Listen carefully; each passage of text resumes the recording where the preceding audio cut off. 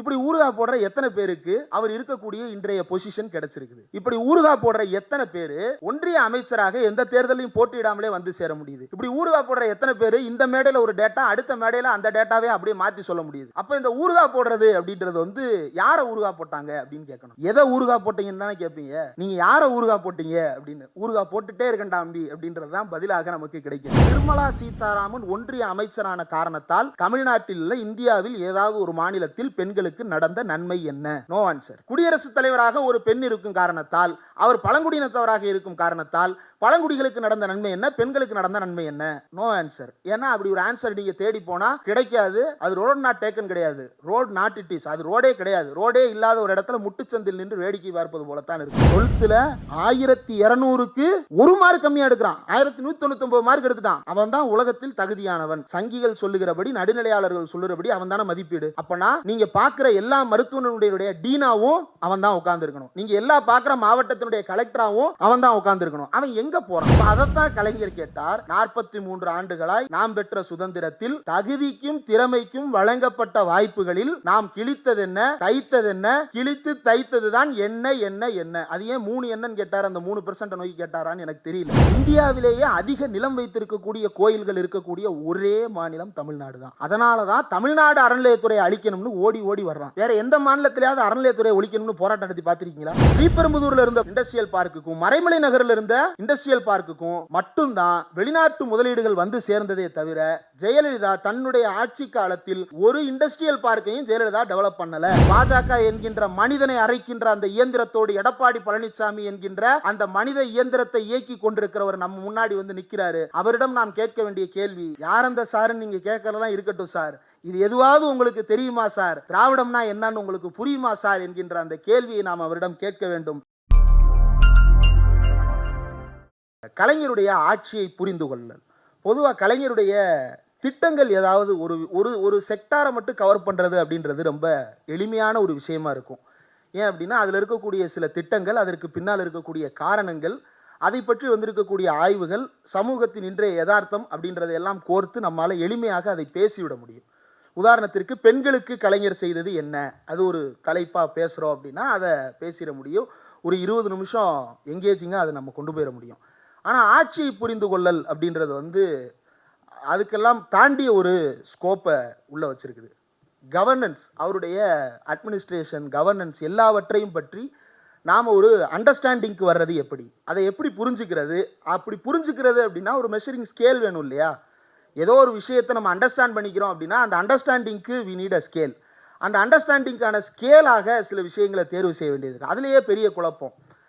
Constitution எடுத்துக்கிறதா, அல்லது அவரே அவருக்கு விதித்து கொண்ட வழிமுறைகளை எடுத்துக்கொள்வதா, அல்லது அண்ணா கொடுத்து போன கடமைகளை எடுத்துக்கொள்வதா, அல்லது பெரியாரிடமிருந்து அவர் பயின்று வந்த பாடத்திலிருந்து அவர் எப்படியெல்லாம் செயல்பட்டார் என்பதிலிருந்து அதை புரிந்து கொள்வதா, இப்படி பல்வேறு குழப்பங்கள். அப்போ இது எல்லாத்தையும் உள்ளடக்கி எப்படி புரிந்து கொள்வது அப்படின்றது தான் இன்றைய இந்த இதில் புரிந்து பேசலாம் அப்படின்னு நினைக்கிறேன். பல்வேறு திட்டங்கள் சொல்லலாம். அந்த திட்டங்களில் எல்லாம் மக்களுடைய பங்கேற்பு என்னவாக இருந்தது, அவர்கள் எந்த அளவுக்கு அந்த திட்டத்தை பயன்படுத்தி கொள்வதற்கு முன்வந்திருந்தார்கள் என்பதை ஆய்வு செய்ய வேண்டியது ரொம்ப முக்கியம். அடுத்ததாக இந்த விஷயங்களில் தமிழ்நாட்டினுடைய நிர்வாகத்திறனுக்கு என்று ஒரு வித்தியாசம் இருக்கிறது.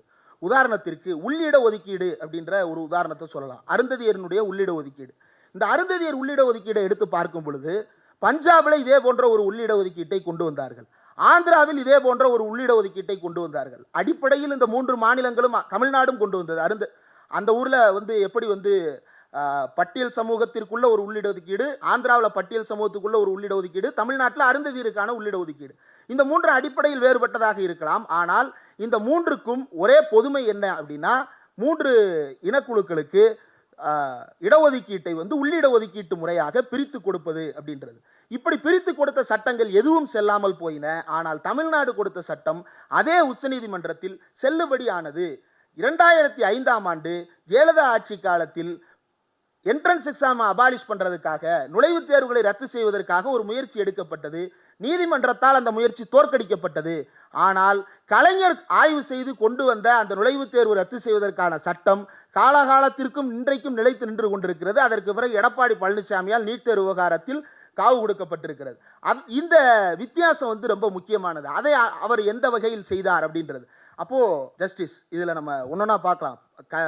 ஜஸ்டிஸ் அப்படின்றது சோசியல், எக்கனாமிக்கல், பொலிட்டிக்கல் அப்படின்ற வாஸ்டான டாபிக்ஸில் இருந்தாலும் அதை கல்வி, உணவு, சுகாதாரம், நிலம், உறைவிடம், பொது நிலையங்கள் உள்ளிட்ட தலைப்புகளாக நாம் இதை பிரித்து பார்க்கலாம். இதற்குள் யார் யாரையெல்லாம் கவனம் செலுத்தி அவர் திட்டங்களை கொண்டு வந்தார் என்று எடுத்து பார்க்கும் பொழுது பெண்களை அவர் கவனம் செலுத்தி இருக்கிறார், திருநர்களுக்கு கவனம் கொடுத்திருக்கிறார், மாற்றுத்திறனாளிகளுக்கான கவனத்தை கொடுத்திருக்கிறார், சீனியர் சிட்டிசன்ஸுக்கான கவனத்தை கொடுத்திருக்கிறார், ஷெட்யூல்டு கிளாஸஸ் அண்ட் பேக்வர்டு கிளாஸஸுக்கான கவனம் கொடுக்கப்பட்டிருக்கிறது, சிறுபான்மையினருக்கான கவனம் கொடுக்கப்பட்டிருக்கிறது. மொழி வழியாக இருக்கட்டும் அல்லது மத வழியாக இருக்கட்டும், இந்த அனைத்தையும் கவனம் செலுத்தி இருந்தார். இந்த 2 படங்கள் இருக்கு இல்லையா, இடது பக்கம் இருப்பவர் அவங்க யார் என்னன்ற அளவுக்கு நம்மளுக்கு தெரிஞ்சிருக்கு. அவங்க நிர்மலா சீதாராமன். இந்த பக்கம் இருக்கிறவங்க யாரோ ஒரு பெண் இல்லையா, ஏதோ தலைமை கழக பேச்சாளரை போல இருக்கிறாங்க, அப்படித்தானே தெரியுறாங்க. ஏதோ ஒரு மேடையில் பேசிட்டு இருக்கிறாங்க, யாரோ ஒரு பெண். இப்போ இந்த 2 பேருக்கும் இருக்கக்கூடிய ஒரு வித்தியாசத்தை நம்ம புரிந்து கொள்ள வேண்டும். இவர் என்ன சொல்லுவார், I came from a humble background. Humble background, நாங்கள் எவ்வளோ கஷ்டப்பட்டு வளர்ந்தோம் தெரியுமா. அப்படியெல்லாம் கீழே இருந்து யாரோ சொன்னது போல் ஊறுகாவெல்லாம் போட்டு அவர் படித்து முன்னேறி வந்திருக்கிறார். இப்படி ஊறுகாய் போடுற எத்தனை பேருக்கு அவர் இருக்கக்கூடிய இன்றைய பொசிஷன் கிடைச்சிருக்குது. இப்படி ஊறுகாய் போடுற எத்தனை பேர் ராஜ்யசபாக்குள்ளே போயிருக்க முடிஞ்சது. இப்படி ஊறுகாய் போடுற எத்தனை பேர் ஒன்றிய அமைச்சராக எந்த தேர்தலையும் போட்டியிடாமலே வந்து சேர முடியுது. இப்படி ஊறுகாய் போடுற எத்தனை பேர் என்கிட்ட தேர்தலில் போட்டியிட காசு இல்லை அப்படின்னு வெளிப்படையாக, இப்போ மற்றவன்லாம் காசு வச்சுருக்கிறான்னு சொல்ல வரீங்களா, என்ன அர்த்தத்துக்கு சொல்ல வரீங்கன்றது புரியாமல் பேச முடியுது. இப்படி ஊறுகாய் போடுற எத்தனை பேர் உண்டியலில் போய் கோயிலுக்கு போய் உண்டியலில் காசு போடான்னு சொல்ல முடியுது. இப்படி ஊறுகாய் போடுற எத்தனை பேர் இந்த மேடையில் ஒரு டேட்டா, அடுத்த மேடையில் அந்த டேட்டாவே அப்படியே மாற்றி சொல்ல முடியுது. அப்போ இந்த ஊறுகாய் போடுறது அப்படின்றது யாரை ஊறுகாய் போட்டாங்க அப்படின்னு கேட்கணும். நம்ம எதை ஊறுகாய் போட்டீங்கன்னு தானே கேட்பீங்க. நீங்கள் யாரை ஊறுகாய் போட்டீங்க அப்படின்னு, ஊறுகாய் போட்டுட்டே இருக்கண்டா அம்பி அப்படின்றது தான் பதிலாக நமக்கு கிடைக்கிறது. அப்போ இந்த பக்கம் இருக்கிற அந்த அம்மா யார்? இப்போது பெண்களினுடைய முன்னேற்றம் அப்படின்னு வரும்பொழுது பாஜக தொடர்ந்து நம் மத்தியில் சொல்லுகின்ற ஒரு உதாரணம் என்ன அப்படின்னா, நாங்கள் ஒரு பெண்ணை, முதல்ல பெண், அதற்கு பிறகு ஒரு கைம்பெண், அதற்கு பிறகு அவர் பழங்குடியின பெண், இப்படி ஒவ்வொரு லேயர்லையும் நம்மகிட்ட டயலாக் பேசுவான். முதல்ல அவங்க பெண் என்பதால் நாங்கள் குடியரசுத் தலைவராக ஆக்கி இருக்கிறோம் அப்படின்னு சொல்லிட்டு போடுவாங்க. அதே போல் ஒரு பெண்ணை நாங்கள் இந்த அமைச்சராக வைத்திருக்கிறோம், அந்த அமைச்சராக வைத்திருக்கிறோம். ஆனால் இது சமூகத்தில் யாருக்காவது எந்த வகையில், நிர்மலா சீதாராமன் ஒன்றிய அமைச்சரான காரணத்தால் தமிழ்நாட்டில் இல்லை, இந்தியாவில் ஏதாவது ஒரு மாநிலத்தில் பெண்களுக்கு நடந்த நன்மை என்ன? No answer. குடியரசுத் தலைவராக ஒரு பெண் இருக்கும் காரணத்தால், அவர் பழங்குடியினத்தவராக இருக்கும் காரணத்தால் பழங்குடிகளுக்கு நடந்த நன்மை என்ன, பெண்களுக்கு நடந்த நன்மை என்ன? No answer. ஏன்னா அப்படி ஒரு ஆன்சர் நீங்கள் தேடி போனால் கிடைக்காது. அது ரோட் நாட் டேக்கன் கிடையாது, ரோட் நாட் இட் இஸ். அது ரோடே கிடையாது. ரோடே இல்லாத ஒரு இடத்துல முட்டுச்சந்தில் நின்று வேடிக்கை பார்ப்பது போலத்தான் இருக்கும். அப்போ இந்த அம்மா யார் அப்படின்றத பார்ப்போம். தன்னுடைய சொந்த சாதியால் கைவிடப்பட்டவர், தன்னுடைய சொந்த கணவரால் கைவிடப்பட்டவர், அக்கம் பக்கத்தார் ஆகிய சுற்றத்தாரால் கைவிடப்பட்டவர், ஒரு பொது மருத்துவமனையால் கொஞ்சம் வாழ்வதற்காக கண் திறந்து விடப்பட்டவர். அதற்கு பிறகு எப்படி வாழ்வது என்று தெரியாத நிலையில் இருந்த ஒரு பெண்ணுக்கு வாழுவதற்கான நம்பிக்கையை கொடுத்து மகளிர் சுய உதவி குழு என்கின்ற பெயரில் இந்தியாவில் வேறு எந்த மாநிலமும் முயற்சித்து கூட பார்க்க முன்வராத திட்டங்களை எல்லாம் தமிழ்நாட்டில் மகளிர் சுய உதவி குழுக்களின் மூலம், சுய உதவி குழு அப்படின்னா வெறுமன சுய உதவி குழுன்றது இல்லை, சுய உதவி குழுக்கள்ல இருந்து அவர்களுக்கு தனிப்பட்ட முறையில் கடன், அவர்கள் தொழில் தொடங்குவதற்கான கடன், நகர்ப்புறங்களில் சுய உதவி குழுக்கள், மகளிர் சுய உதவியில் சுழல் நிதி, அவங்களுக்குள்ளே அவங்க பணத்தை ரொட்டேட் பண்ணிக்கிறதுக்கான வழிமுறைகள் என்று பெண்களுடைய முன்னேற்றத்திற்கு இந்த ஒரு சிறிய திட்டம் ஏற்படுத்தி இருக்கக்கூடிய மாற்றம் என்பது இந்தியாவினுடைய அரசியல் வரலாற்றில் வேறு எந்த மாநிலமும் பெண்களுக்கு செய்ததை விட, மற்ற மாநிலங்களில் என்ன நடக்குது அப்படின்னா, கைம்பெண்களாக மாறியவர்களுக்கு எங்கே வாழ்கிறதுன்னு தெரியல, அதனால அவங்களையெல்லாம் கொண்டு போய் அடைக்கிறதுக்கு ஒரு மடங்கட்டணும் அப்படின்னு திட்டமிட்டு கொண்டிருக்கின்ற ஒரு நாட்டில் அவர்களை நீ மடத்துக்குள்ளே அடைக்க தேவையில்லை, அவர்களுக்கு தேவையான வழியை உருவாக்கினால் அவர்கள் எங்கு வாழ வேண்டும் என்பதை அவர்களே தீர்மானித்து கொள்ளுவார்கள் என்கின்ற அடிப்படையில் கொண்டு வரப்பட்ட திட்டம்தான் இந்த மகளிர் சுய உதவிக்குழு திட்டம். இது நிர்மலா சீதாராமன் ஒன்றிய அமைச்சரானதால் கிடைத்தது அல்ல, நிர்மலா சீதாராமன் ராஜ்யசபாவுக்கு போனதால் நடந்தது அல்ல, திரௌபதி முர்மு குடியரசுத் தலைவர் மாளிகையை அலங்கரிப்பதால் வந்தது அல்ல. தமிழ்நாட்டிலிருந்து ஏதோ ஒரு கிராமத்தில் அவர் பிறந்திருக்காவிட்டால் அந்த ஊரின் பெயரே தெரிந்திருக்காது என்கின்ற ஒரு ஊரில் பிறந்து தமிழ்நாட்டினுடைய முதலமைச்சராக மாறிய ஒரு சாமானியர் கலைஞரால் மாற்றப்பட்ட ஒரு பெண்ணினுடைய வாழ்க்கை தான் இதற்கு நம் கண் முன்னாடி இருக்கக்கூடிய உதாரணம். இது ஒன்று. ரெண்டாவது, இந்த சட்டக்கல்லூரி டேட்டா ரொம்ப முக்கியமானது. 2008ல் சட்டக்கல்லூரியில் அருந்ததியர் சமூகத்திலிருந்து 8 பேர் 6 பேர் 8 பேர் போயிருக்கிறார்கள். 2009ல் 60 பேர் போயிருக்கிறார்கள். அப்படியே பல மடங்காக அது மாறுகிறது. இந்த திட்டத்தை சட்டப்பேரவையில் அறிவிக்கும் பொழுது கலைஞர் சட்டப்பேரவையில் இல்லை. அவர் உடல்நலம் சரியில்லாமல் மருத்துவமனையில் இருக்கிறார். பொதுவாக நலத்திட்டங்கள் என்று வரும் பொழுதோ அல்லது குறிப்பாக இடஒதுக்கீடு என்று வரும் பொழுதோ, இடஒதுக்கீடு அப்படின்ற அந்த கான்டெக்ஸ்டுக்குள்ள இடபிள்யூஎஸ்க்கு பிறகுதான் பிஜேபி இன்றைக்கு பேசவே உள்ள வந்திருக்கிறான். அதுக்கு முன்னாடி வரைக்கும் பிஜேபியினுடைய கான்டெக்ஸ்ட் என்ன? இது appeasement, minority appeasement, OBC appeasement, SC ST appeasement. ஏன் ஒரு காலத்தில் காங்கிரசினுடைய நிலைப்பாடே அப்படியாகத்தான் இருந்தது. அப்போ இப்படி இருந்த ஒரு இடம் இது உண்மையிலேயே ஓட்டுக்களை அவர்களுக்கு தேற்றி தருமா? தமிழ்நாட்டிலேயே 60 லட்சம் பேர் தான் இருக்கிறார்கள். அவர்களை நீங்க தொகுதி வாரியா எடுத்து பார்த்தீங்க அப்படின்னா விரல் விட்டு எண்ணக்கூடிய அளவில் பல இடங்களில் அவர்கள் வாழ்ந்து கொண்டிருக்கிறார்கள். அப்படி இருக்கக்கூடிய ஒரு சமூகத்திற்கு நான் அதை செய்யணும், என் பேர் அதில் நிற்கணும் அப்படின்னு நினைச்சிருந்தார் அப்படின்னா சட்டப்பேரவையில் நான் வர்ற வரைக்கும் மசோதாவை பெண்டிங்கில் போடு அப்படின்னு நிப்பாட்டி வச்சிருந்திருக்க முடியும். ஆனால் திரு ஜக்கையன் அவர்கள் சொல்லுகிறார், 2009க்குள்ள அந்த சட்டத்தை நடைமுறைப்படுத்தணும், நீங்க அறிமுகப்படுத்திருங்க சட்டப்பேரவையில் அப்படின்னு. அதை சட்டமாக்கி விட்டுத்தான் அதற்கு பிறகு ஒரு கூட்டத்தை ஆர்கனைஸ் பண்ணி அந்த கூட்டத்தில் இந்த இடஒதுக்கீட்டினுடைய உரிமையை பெற்றுத்தந்ததை பற்றி, அதனுடைய மகிழ்ச்சியை பற்றி கலைஞர் பகிர்ந்து கொள்கிறார். அந்த மேடையில் கலைஞர் பேசுனது ரொம்ப முக்கியமானது. நானே எனக்கு கொடுத்து கொண்ட இடஒதுக்கீடாக இதை நான் கருதுகிறேன் அப்படின்னு அவர் அந்த கூட்டத்தில் பேசியிருந்தார். அப்போ அந்த மக்களில் ஒருவராக தன்னை வைத்து பார்க்கக்கூடிய அந்த தனிப்பட்ட நபரினுடைய பண்பு என்பதை தாண்டி ஒரு சமூகத்தை ஏற்றம் மிகுந்த பாதையில் பயணிக்க வைக்க வேண்டும் என்கின்ற அந்த உத்வேகம் தான் கலைஞரை தொடர்ந்து இயக்கி கொண்டே இருந்தது. கலைஞருடைய எல்லா திட்டங்களுக்கு பின்னாலும் இப்படி சமூகத்தால் புறந்தள்ளப்பட்ட ஒடுக்கப்பட்ட ஏதோ ஒரு குழுவினுடைய பிரதிநிதியாகவே கலைஞர் தொடர்ந்து செயல்பட்டு கொண்டிருந்தார். எந்த காலத்திலும் எதை செய்தால் பெரும்பான்மைவாதம் நமக்கு கிடைக்குமோ அதை செய்ய மறுத்து கொண்டே இருந்தவர் கலைஞர். அதை ஈஸியாக செஞ்சிட முடியும். ஒரு பெரும்பான்மைவாதத்தின் அடிப்படையில் பல விஷயங்களை அவரால் செய்திருக்க முடியும். ஆனால் அவர் செய்யவில்லை. ராமர் வாழ்க என்று பேசியிருந்தால் பல அதிகாரங்களையும் பல உயரங்களையும் போய் தொட்டிருக்க முடியும். ஆனால் அப்படியானதை செய்யவில்லை. மாறாக முதலமைச்சராக இருந்த ஒருவர், எந்த மாநிலத்திலையும் இன்னைக்கு ஒரு முதலமைச்சர் ராமர் என்ன இன்ஜினியரா, அவர் வாழ்ந்ததாக ஆதாரம் இருக்கா? முதலமைச்சர்களை விடுங்க, இப்போ இந்த கேமராவை பார்த்தாலே பக்குன்னு தான் இருக்கு. இதை பேசும்போதே அவர் பேசினாருன்றதை விட்டுட்டு நான் பேசுனேன்றதை கட் பண்ணி போட்டு எப்படி வைரல் பண்ணுவாங்க, அதை எப்படி எதிர்கொள்ளலான்றது மண்டைக்குள்ள ஓடிக்கிட்டே இருக்குது. இப்படியான ஒரு அச்ச உணர்வுக்குள் நம்மை தள்ளி இருக்கக்கூடிய ஒரு காலகட்டத்தில் இருக்கிறோம். இதை விட இன்னும் தீவிரமாக நேரடியாக பாபர் மசூதி இடிக்கப்படுகிறது. அடுத்த சில ஆண்டுகளில் குஜராத் என்கின்ற மாநிலமே கொளுத்தப்படுகிறது. அடுத்தடுத்து கொடூரங்கள் அரங்கேறி கொண்டிருந்த காலகட்டத்தில் ராமர் என்ன இன்ஜினியரிங் படிச்சாரா அப்படின்னு ஒரு மாநிலத்தின் முதலமைச்சர் கேட்டார். இது ஓட்டு பெறுவதற்காக அல்ல, அதற்கு பின்னால் அவருக்கு இருந்த ஒரு கமிட்டடான எஃபர்ட்டை வெளிப்படுத்துவதற்காக.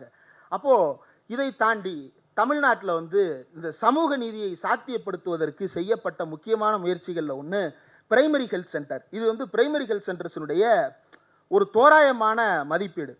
அதில் நீங்கள் கீழே 1952லேயே இந்தியாவில் பிரைமரி ஹெல்த் சென்டர் என்கின்ற கான்செப்டை பலரும் யோசிக்கிறாங்க, கம்யூனிட்டி டெவலப்மெண்ட் அப்படின்ற பேரில். ஆனால் அதில் கலைஞருடைய பெர்ஃபார்மன்ஸ் எங்கே முக்கியத்துவம் பெறுகிறது அப்படின்னா, இந்த கிராஃபில் ஒவ்வொரு டாட்டும் பாருங்கள், 2வது டாட்ல இருந்து பாருங்கள், ஒவ்வொரு டாட்டும் திமுகவினுடைய ஆட்சி காலம். அந்த ஒவ்வொரு டாட்லையும் நம்பர் ஆஃப் பிரைமரி ஹெல்த் சென்டர்ஸினுடைய எண்ணிக்கை என்பது அந்த கிராஃப் எங்கே போயிருக்கணும்? 1960க்கும் 70க்கும் நடுவில் இருக்கிற அந்த பாயிண்ட் எங்கே போயிருக்கணும்? நேராக அதுக்கு அடுத்த கிராஃபுக்கு தான், அதுக்கு டயகனலாக இருக்கக்கூடிய இன்னொரு பாயிண்ட்டுக்கு தான் போயிருக்கணும். மாறாக அது நேராக செங்குத்தாக மேலே இருக்கிறது. அப்போது இந்த பிரைமரி ஹெல்த் சென்டர்ஸை கலைஞர் எதற்காக உருவாக்கினார்? அந்த பிரைமரி ஹெல்த் சென்டரை எப்படி தமிழ்நாட்டில் வெற்றிகரமாக திட்டமாக சாத்தியப்படுத்தி காட்டினார் என்பது ரொம்ப முக்கியமானது. பொதுவாக ஒரு திட்டம் வருது அப்படின்னா அந்த திட்டம் வெறுமனே அந்த துறையின் கீழே செயல்படக்கூடிய திட்டமாக மட்டும் இருப்பதில்லை. பல்வேறு துறைகள் கோஆர்டினேட் பண்ண வேண்டிய திட்டமாகத்தான் அது இருக்கும். அதே போல மருத்துவத்துறை திட்டத்தின் கீழே அவர் என்னவா மாத்துறாரு அப்படின்னா, இந்த பிரைமரி ஹெல்த் சென்டர் அப்படின்ற அந்த கான்செப்டை எப்படியாவது வெற்றி திட்டமாக மாற்ற வேண்டும் என்கின்ற அந்த வேகத்தில் அவர் செய்த முயற்சிகள் என்பது இந்தியாவையே இன்றைக்கு திரும்பி பார்க்க வைக்கின்ற முயற்சிகள். அதை ரிவர்ஸ் பண்றதுக்கு இப்பவும் பாஜக தொடர்ந்து போராடி கொண்டிருக்கிறது. மோடி அரசு சமீபத்தில் வெளியிட்ட ஒரு சர்க்குலர் வரைக்கும் இந்த திட்டத்திற்கு எதிரான ஒரு தீவிரமான அவர்களுடைய எதிர்வினையை நம்மால் பார்க்க முடிகிறது. உதாரணம் என்ன அப்படின்னா, தமிழ்நாடு முழுக்க பிரைமரி ஹெல்த் சென்டர் திறக்கணும். ஹெல்த் சென்டர் திறக்கிறதுக்கு என்ன தேவை? ஒரு பில்டிங் தேவை. அந்த பில்டிங்க்கும் பெருசாக ஹாஸ்பிட்டல் இருக்கிற மாதிரி பெரிய பெரிய பெட்டுகள் தேவையில்லை. ரூரலில் இருக்கக்கூடியதுக்கும் அர்பனில் இருக்கக்கூடியதுக்கும் வித்தியாசப்படுத்தி நம்ம சின்ன சின்னதாக கட்டிக்கலாம். சரி, ஓகே, கட்டிடலாம். கட்டுனா என்ன தேவை? மருத்துவர்கள் தேவை. மருத்துவர்கள் தேவை என்றால் மருத்துவர்கள் அதிகமாக தேவை. வழக்கமாக அவர்களுடைய எண்ணிக்கையை விட அதிகமான மருத்துவர்கள் தேவை, செவிலியர்கள் தேவை. அதிகமான மருத்துவர்கள் தேவை என்றால் என்ன செய்ய வேண்டும்? என்ன செய்யலாம்? அதிக மருத்துவர்கள் தேவைன்னா என்ன செய்யலாம்? நம்பர் ஆஃப் சீட்டை கூட்டிடலாம் இல்லையா? இப்போ அன்பகத்தில் வந்து 200 பேர் உட்காரலாம். நாளைக்கு 300 பேர் உட்காரணும்பானா பின்னாடி இருக்கக்கூடிய செவத்தை தள்ளிட்டு பின்னாடி ஒரு 100 சீட்டை போட்டோம் அப்படின்னா 300 சீட் ஆயிரும் இல்லையா? அதே போல் மருத்துவக் கல்லூரியில் ஒரு கிளாஸுக்கு 60 பேர் இருக்கிறானா, சரி 80 ஆக்கிக்க அப்படின்னு சொல்லிட்டு மாற்றி விட்டு போக முடியும். ஆனால் அப்படி மருத்துவத்துறையினுடைய எண்ணிக்கையை அதிகரிக்க முடியாது. ஒன்றிய அரசினுடைய கட்டுப்பாடு அதன் மீது இருக்கிறது. எவ்வளவு மருத்துவ இடங்கள் சாங்ஷன் ஆகணும் அப்படின்றதுலேருந்து எவ்வளவு மருத்துவ இடங்கள் இருக்கின்றன என்பது வரைக்கும் அவர்கள் தீவிரமாக கண்காணிக்கிறார்கள். அப்போ கலைஞர் என்ன செய்கிறார் என்றால், படித்து முடிக்கின்ற எம்பிபிஎஸ் படித்து முடிக்கின்ற பயிற்சி மருத்துவர்கள், அந்த பயிற்சி மருத்துவர்கள் என்ன செய்யணும் அப்படின்னா, வெறும் எம்பிபிஎஸ்ஸாக இருந்தால் நம்ம கிளினிக்கில் எம்பிபிஎஸ்ன்னு வெறும் போட பார்த்தா என்ன வெறும் எம்பிபிஎஸ்ஸாக இருக்கிறாரு, பக்கத்தில் எம்டி எஃப்ஆர்சி என்னென்னமோ இருக்குமே, அதெல்லாம் ஒன்றும் இல்லை, இப்போ இவர் சுமாரான டாக்டர் போல், நம்ம ஸ்பெஷலிஸ்ட்டை போய் பார்ப்போம் அப்படின்னு சொல்லிட்டு ஜென்ரல் ஃபிசிஷியன்ட்டெல்லாம் போகிறதில்ல, போனால் ஸ்பெஷலிஸ்ட்டு தான் போவோம். அப்போது ஸ்பெஷாலிட்டி படிக்கிறதும் சூப்பர் ஸ்பெஷாலிட்டி படிக்கிறதும் ரொம்ப முக்கியமானது. இந்த சூப்பர் ஸ்பெஷாலிட்டி தான் சமூகத்தில் இருக்கக்கூடிய முக்கியமான பிரச்சனைகளை தீர்ப்பதற்காக சொல்யூஷன் கண்டுபிடிக்க போகிறவன். ஏன் அப்படின்னா, 1000 பேர் எம்பிபிஎஸ் முடிக்கிறான் அப்படின்னா 10 பேர் தான் 50 பேர் ஸ்பெஷாலிட்டி போவான், 10 பேர் தான் சூப்பர் ஸ்பெஷாலிட்டி போவான். இந்த சூப்பர் ஸ்பெஷாலிட்டி முடிக்கிறவனுக்கு ஊருனா என்னன்னு தெரிஞ்சிருக்கணும், கிராமம்னா என்னன்னு தெரிஞ்சிருக்கணும், வீடுனா என்னன்னு தெரிஞ்சிருக்கணும், தெருவுனா என்னன்னு தெரிஞ்சிருக்கணும். இதை தெரிஞ்சா தான் அவனால் வைத்தியம் பார்க்க முடியும். நம்ம கைராசி டாக்டர் சொல்லுவோமா, அவர் போவோம், போய் நிற்போம், போன உடனே சார் இந்தா சார், அவ்வளோதான், டைலாகே இருக்காது, போட்டால் சரியாயிருது. என்னடா இது, போனோம் மூஞ்சியை கூட பார்த்தா, மூஞ்சியை பார்த்த உடனே எழுதி கொடுத்து விட்டான், புரியவும் மாட்டேங்குது என்ன எழுதியிருக்கான்னு, விஷம் வச்சு கொடுக்குறானா என்னன்னு தெரியலையே, மாத்திரையை போட்டால் சரியாயிருது. உடனே என்ன சொல்லுவோம், கைராசி டாக்டருப்பா. போனோடனே என்ன, போனோடனே கேட்பார், பேசுகிற டாக்டராக இருந்தா, இருமலா, ஆமாம் சார், 3 நாளா, ஆமாம் சார். பார்த்த உடனே இவன் 3 நாளில் வருவான், இவன் 7 நாளில் வருவான், இவன் 15 நாளில் வருவான்னு அவருக்கு தெரியும். ஏன்னா அவர் அந்த தெருவில் நம்மளை பார்த்தவர், அந்த ஊரில் நம்மளை பார்த்தவர். அவருக்கு எப்படி இப்படி கண்டுபிடிக்க முடியுது? அவரால் எப்படி நம்மளை பார்க்காமலே நோய் என்னன்னு தெரிஞ்சுக்கிட முடியுது? ஒருவேளை அவர் சாம்பிள் சர்வே பண்ணுவாரா? 10 பேஷண்ட்டை பார்த்ததுனால 11ஆவது பேஷண்ட்டுக்கும் இதுதான் இருக்குன்னு தெரிஞ்சுக்கிட்டாரா? அப்படி இல்லை. அவங்க நம்மிலிருந்து ஒருவராக வந்தவர்கள், நம்ம கூடையே பிறந்து நம்ம கூடையே வளர்ந்து நமக்கு தெரிஞ்ச ஒரு டாக்டர் அங்கே வந்து உட்கார்றாரு. அப்போ அவர் எப்படி அங்கே வந்து சேர்ந்தாரு அப்படின்னா, அங்கே தான் இடஒதுக்கீடு உள்ளே வந்து சேருகிறது. இந்த மருத்துவத்துறையை மட்டும் வச்சே இதை பேசலாம். இந்த இடஒதுக்கீடு உள்ளே வந்து சேருது. எப்படி வந்து சேருகிறது? 25% இடஒதுக்கீடு இருந்தது ஆட்சிக்கு வரும் பொழுது. 69ல் ஏஎன் சட்டநாதன் தலைமையில் ஆணையம் அமைக்கப்படுகிறது. சட்டநாதன் என்ன சொல்கிறாரு, 33% ஓபிசிக்கு கொடுத்துருங்கன்றாரு. Right, okay. பட்டியல் சமூகத்துக்கு எவ்வளோ கொடுக்கலாம்? 15% கொடுக்கலாம், சட்டநாதன் ரெக்கமெண்டேஷன். கலைஞர் அப்படி மாற்றுறாரு, பட்டியல் சமூகத்துக்கு 18%. அப்போ பிற்படுத்தப்பட்டவருக்கு இன்னும் கூடல போடணும், அவர் 31ன்னு வச்சார். நீ சொன்ன ஓவரால் நம்பரை நான் தாண்டலை, நீ சொன்ன ஓவரால் ஃபிகருக்குள்ளேயே தான் நான் நிற்கிறேன். நீ வந்து மொத்தம் வந்து அங்கே 15, இங்கே வந்து 33 அப்படின்னு சொல்கிற அப்படின்னா, இந்த இதுக்குள்ளே இந்த பாரை தாண்டி நான் போக மாட்டேன், இந்த பாருக்குள்ளே நான் எது சரியோ அதை செய்வேன். அப்போ கலைஞர் என்ன செய்கிறார், 31 ஓபிசி ஆகவும் அடுத்து 18 எஸ்சி ஆகவும் எஸ்சி எஸ்டி ஆகவும் மாற்றுகிறார்.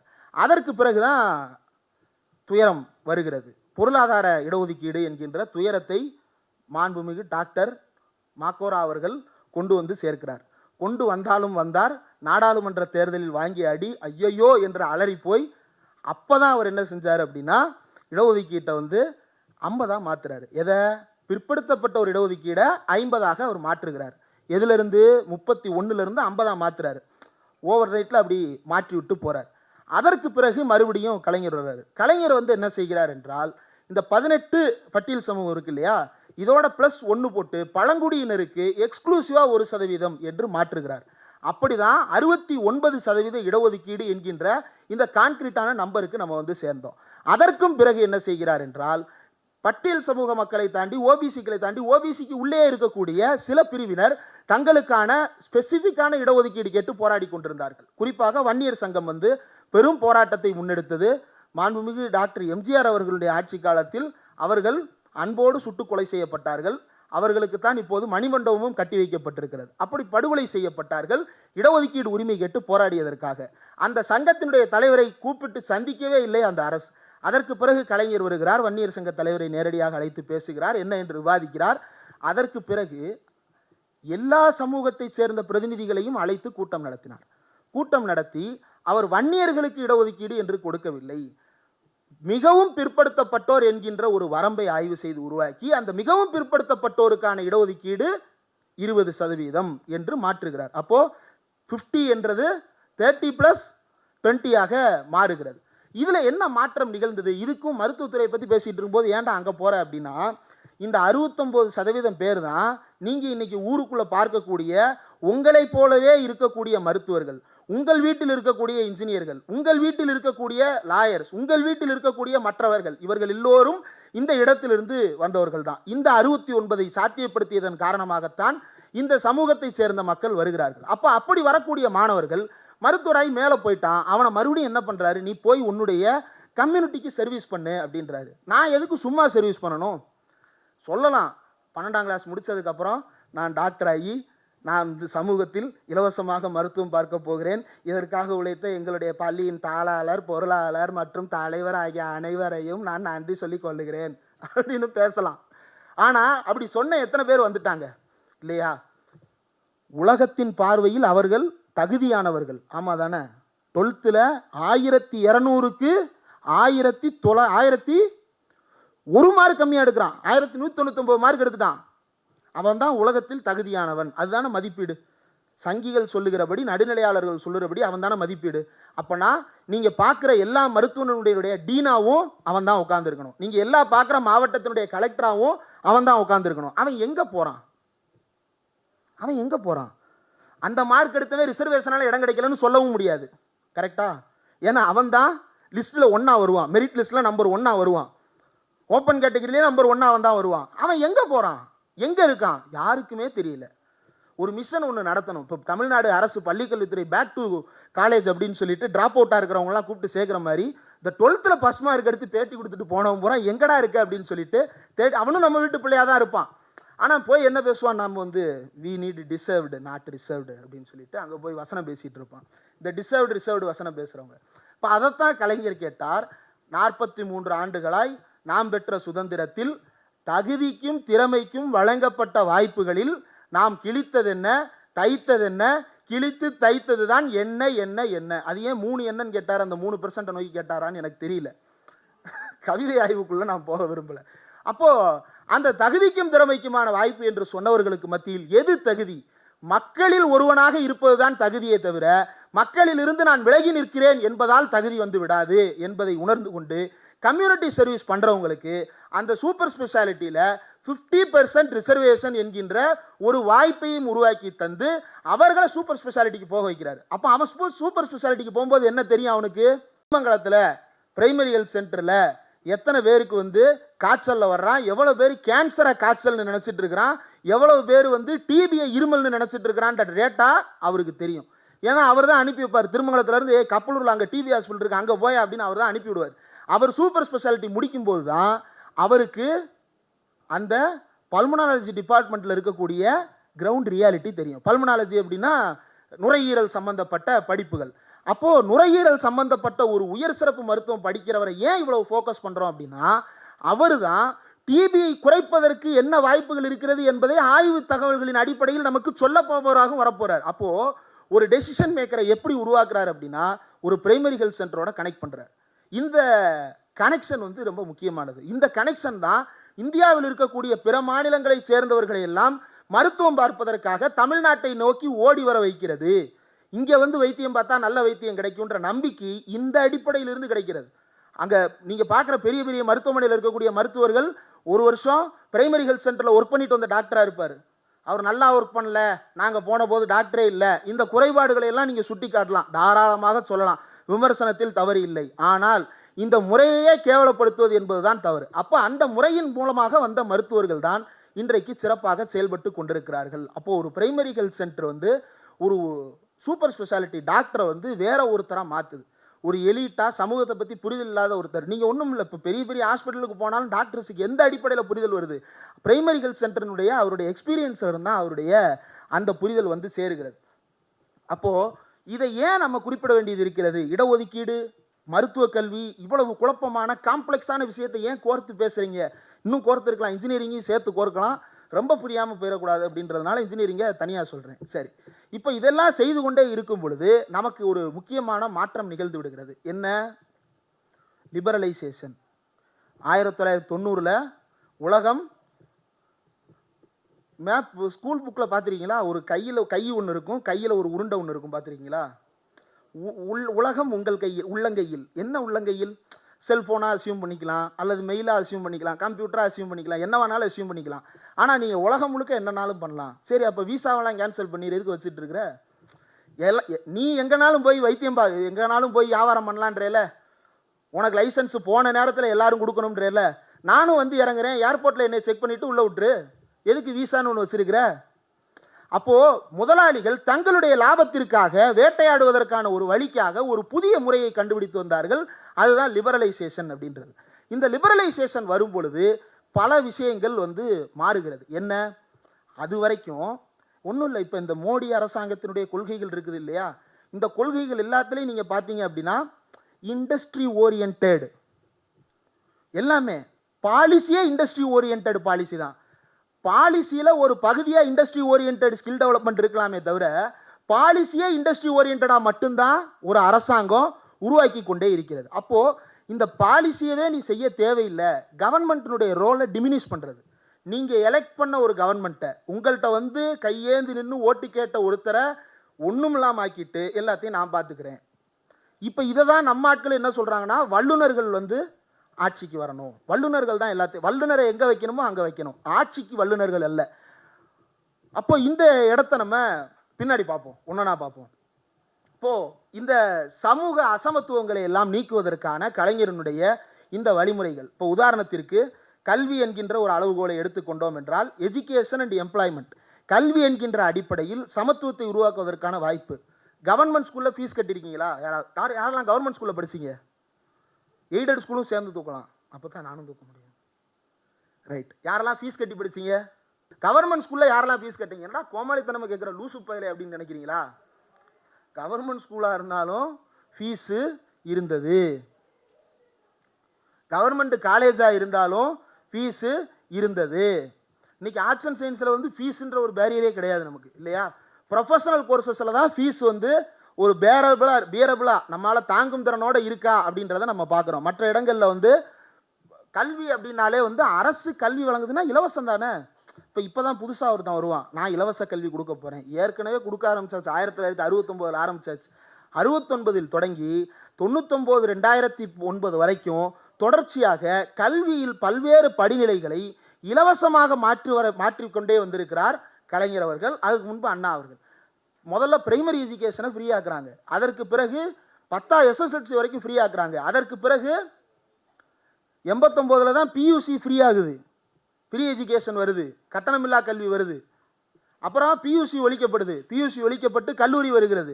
அதற்கு பிறகு ஆட்சிக்கு வந்த பொழுது தான் கல்லூரிக்கும் நம்ம வந்து அரசாங்கமே பொறுப்பை ஏற்றுக்கொள்ளுகின்ற வகையில் ஒவ்வொன்றா முதல்ல வந்து எல்லாவற்றிலும் மிகச்சிறந்த மதிப்பெண் பெறுபவர்களுக்கு அரசு உதவிகளை ஏற்றுக்கொள்ளும், அடுத்து அரசு பள்ளியில் படித்தவர்களுக்கான செலவை அரசு ஏற்றுக்கொள்ளும், அடுத்து தமிழ் வழியில் படித்தவர்களுக்கான செலவை அரசு ஏற்றுக்கொள்ளும், அடுத்து பெண்கள் செலவை அரசு ஏற்றுக்கொள்ளும், அடுத்து மாற்றுத்திறனாளிகள் செலவை அரசு ஏற்றுக்கொள்ளும், அடுத்து திருநர்களுக்கான, இப்படி ஒன்றொன்னா ஓவர் நைட்டில் இது எல்லாத்தையும் பண்ணல, ஒன்றொன்னா தான் கொண்டு வந்து இன்னைக்கு நாம் கையில் வைத்திருக்கக்கூடிய இந்த கட்டணமில்லாத கல்வி முறைக்கு நாம் பழக்கப்பட்டிருக்கிறோம்.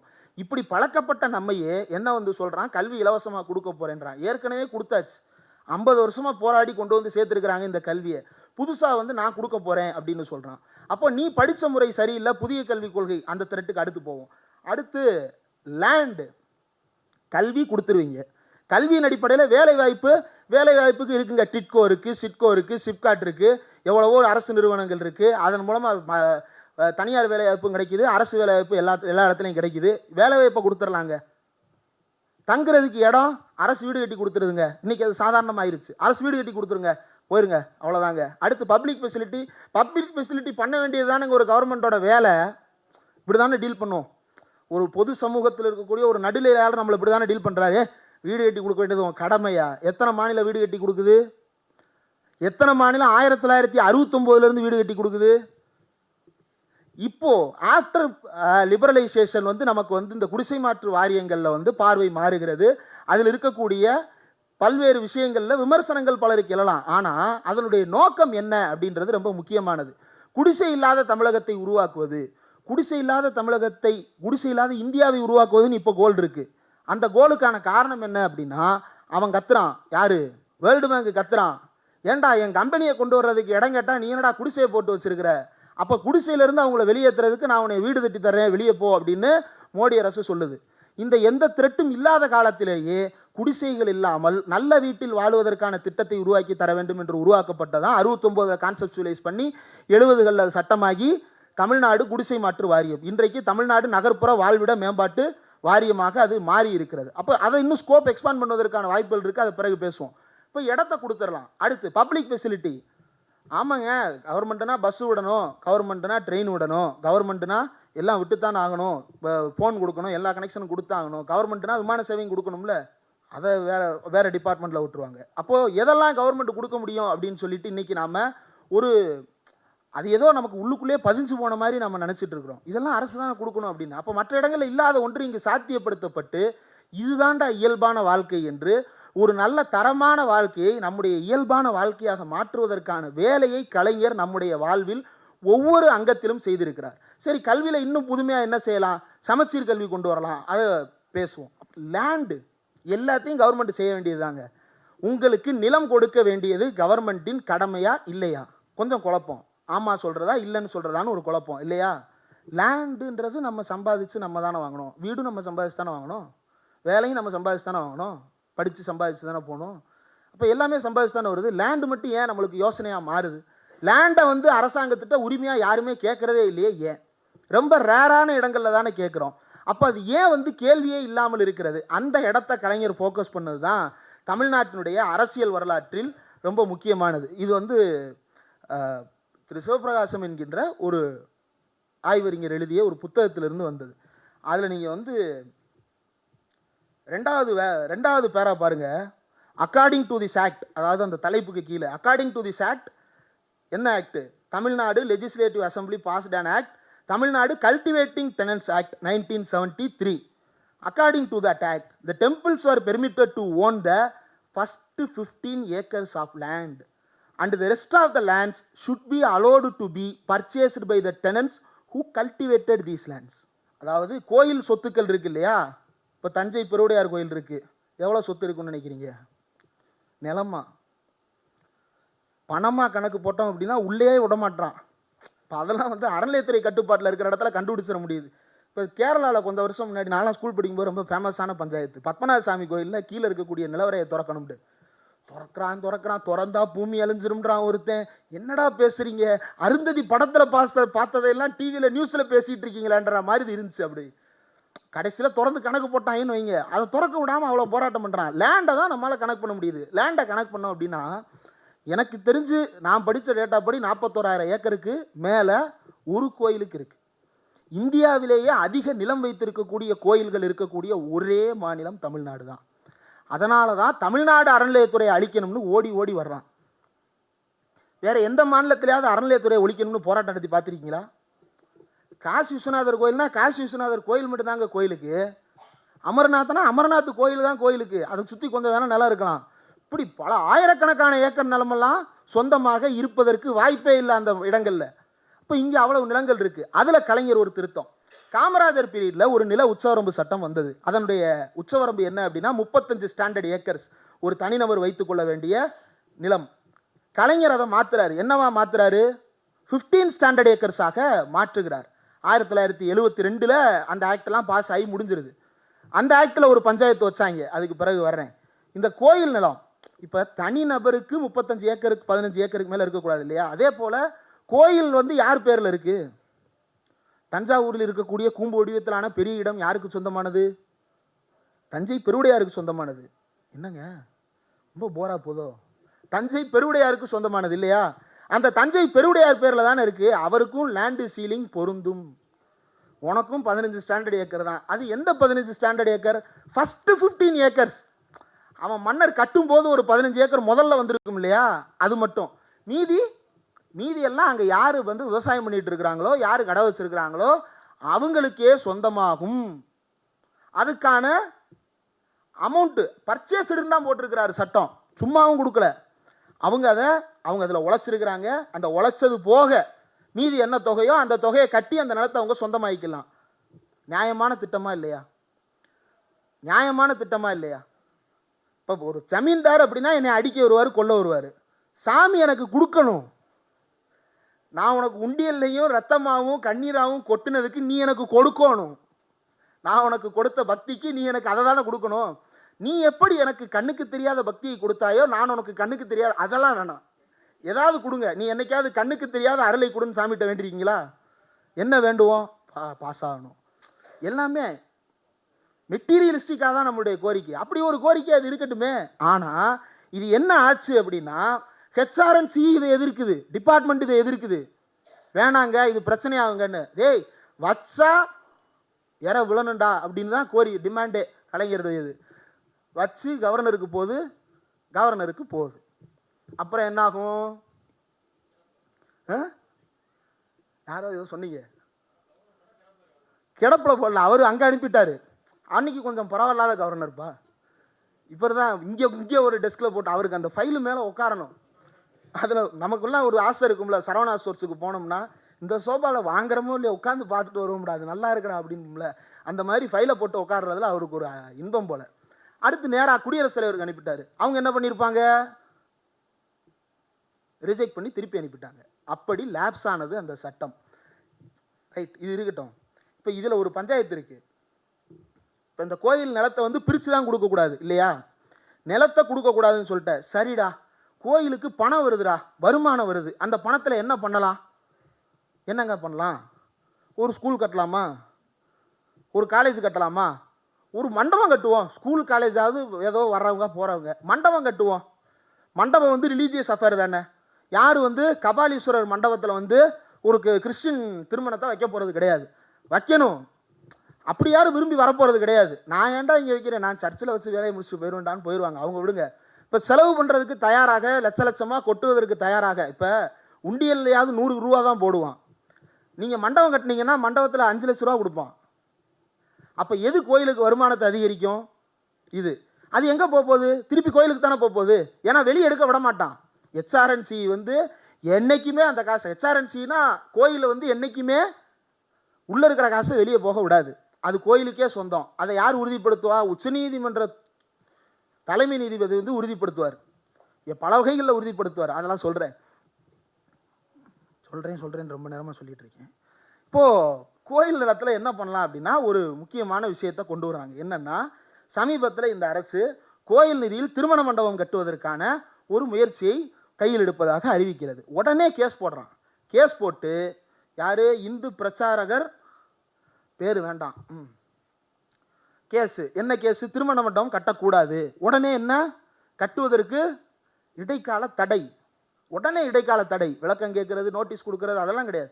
உடனே இடைக்கால தடை தான். இன்ட்ரீம் ஆர்டரை கொடுத்து போயிட்டே இருக்கிறது. அடுத்து இது இப்போ இந்த ஜூன் மாதம் நடந்துட்டு இருக்கிறது. போன ஏப்ரல் மாதம் கோவில் நிதியில் கல்லூரி கட்ட எதிர்ப்பு.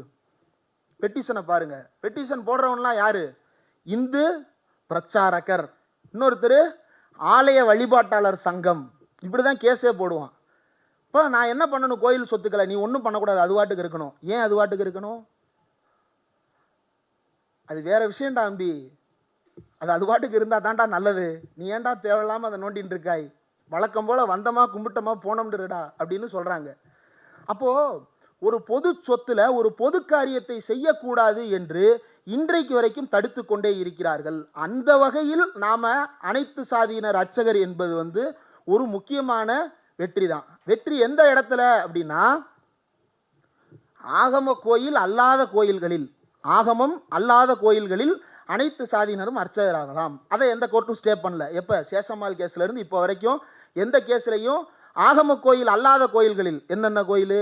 மாரியம்மன் கோயில், சுடலமாடன் கோயில், இந்த கோயிலெல்லாம் பார்ப்பனர் அல்லாதார் அர்ச்சகராவதில் பிரச்சனை இல்லை. அங்கே என்றைக்குமே பார்ப்பனர் அல்லாதார் தானே இருந்தார். அதில் ஒரு சிலதை இவன் பிடிச்சி திருடி வச்சுருந்தான். வச்சுன்றதை வந்து விலைக்கு விட்டு, தம்பி நீ போதும் மணியாட்டினது, நாங்கள் கொஞ்ச நாள் மணியாட்டுறோம் அப்படின்னு சொல்லிட்டு நம்மளால் உள்ளே போய் இப்போ உட்கார வச்சுருக்கிறோம்.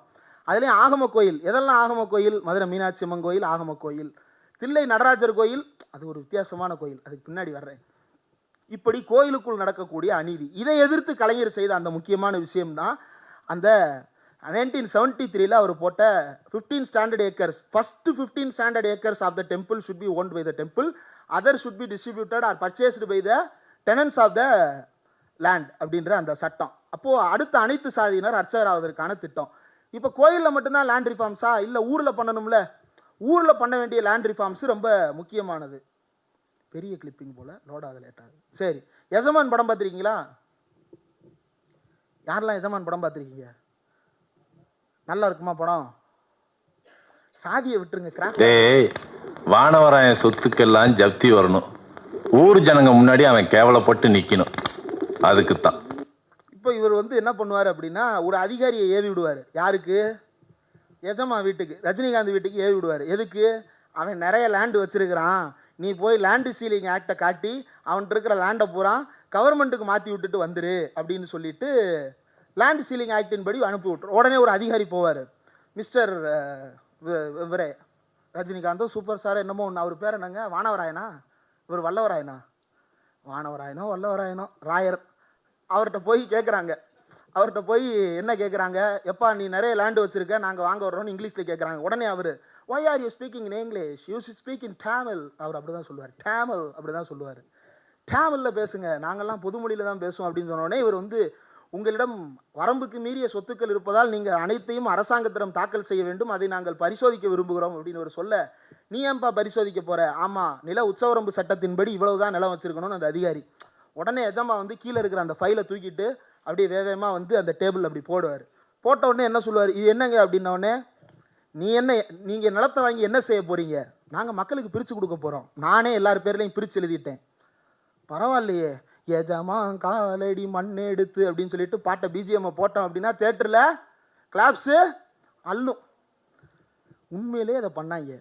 இப்போ கலைஞர் இங்கே நில உச்சவரம்பு சட்டத்தை திட்டமிடுகிறார் என்பதை தெரிந்து கொண்டு உடனே அன்றைக்கு இருந்த பண்ணையார்கள் என்ன செய்தார்கள் என்றால், உடனடியாக ஓடிப்போய் அவர்களே தங்கள் பண்ணையில் அடிமைகளாக வேலை செய்கிறவர்கள் பெயரில் பத்திரத்தை ரெடி பண்ணி, அந்த பத்திரத்தில் அவனுடைய கை நாட்டை உருட்டி வாங்கி, நாங்களே பிரித்து கொடுத்துட்டோம், எங்கள் பேரில் லேண்டே கிடையாது அப்படின்னு ஏமாற்றி அரசாங்கத்திற்கு விரோதமான பல்வேறு விஷயங்களை தொடர்ந்து செய்தார்கள். அப்போது இந்த நிலம் என்கின்ற விஷயத்தில் தொடர்ந்து இந்த சமூகத்தில் ஒரு ஏகாதிபத்திய அழுத்தம் இருந்து கொண்டே இருக்கிறது. எப்போ இருந்து? கலைஞர் ஆட்சிக்கு வருகின்ற 1969 அவர் கோயில் நிலத்தை மக்களுக்கு பிரித்து கொடுக்க நினைச்சா தடை, மக்களிடம் இருக்கக்கூடிய முதலாளிகளிடம் குவிந்திருக்கக்கூடிய, சும்மா கொடுக்கல, 15 ஸ்டாண்டர்ட் ஏக்கரை நீ வச்சுக்க, மீதி இருக்கக்கூடியதை மக்களுக்கு அவங்க உழைத்தது போக இன்றைக்கு மீதி என்ன தொகை கட்டணுமோ அதை கட்டி அவங்க எடுத்துக்கிட்டோன்னு சொல்கிறாரு. அதை முடியாது என்று அவங்களே மாற்றுறாங்க. மாற்றி அந்த நில உச்சவரம்பு சட்டத்தையே நீர்த்து போக வைக்கிறார்கள். எந்த அரசியலமைப்பு சட்டப்படி, எந்த அரசு சட்டத்தின்படி நாம் ஒரு விஷயத்தை செய்யணும்னு நினைக்கிறோமோ அதை அதன் வழியிலேயே படுகொலியில் தள்ளுவதற்கான வேலையை இந்த சமூகத்தில் இருக்கக்கூடிய ஆதிக்க சாதியை சேர்ந்தவர்கள் தொடர்ந்து செய்து கொண்டே வந்திருக்கிறார்கள் அப்படின்றது ரொம்ப முக்கியமானது. அப்போ இது ஏன் செய்யணும்? இந்த நிலச்சீர்திருத்தத்தை செய்ய வேண்டியதன் அவசியம் என்ன? கலைஞர் கடைசி வரை அதை செய்து கொண்டே இருந்தார்.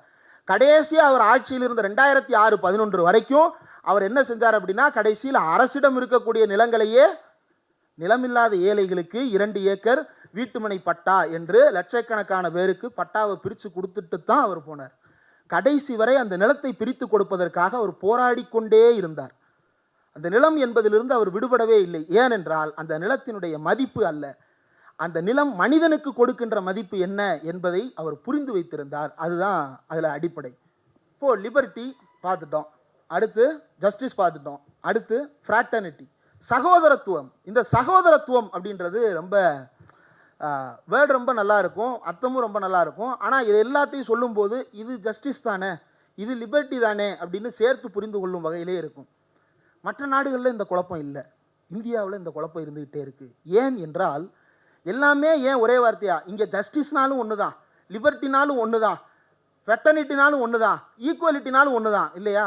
சமத்துவம், சகோதரத்துவம். ஆமாம், எல்லாரும் சமமாக இருந்தாலே சகோதரர்கள் தானே, எல்லாரும் சகோதரர்களாக இருந்தாலே சமமானவர்கள் தானே அப்படின்னே புரிஞ்சிருக்கிறோமே. ஏன் அப்படின்னா, இங்கு எந்த சிக்கலாக இருந்தாலும் அது சாதியோடு தொடர்புடையதாகவே அடுக்கப்பட்டிருக்கிறது. அதனால் நீங்கள் எந்த வார்த்தையை எடுத்து அர்த்தம் தேடினாலும் சாதியை ஒழிப்பது அல்லது சாதிகளுக்கு இடையில் ஒரு சமத்துவத்தை ஏற்படுத்துவதுதான் இது எல்லாவற்றுக்குமான தீர்வாக நம் முன்னால் நிற்கிறது. அதை கலைஞர் பல்வேறு வழிமுறைகளின் மூலமாக செய்தார்.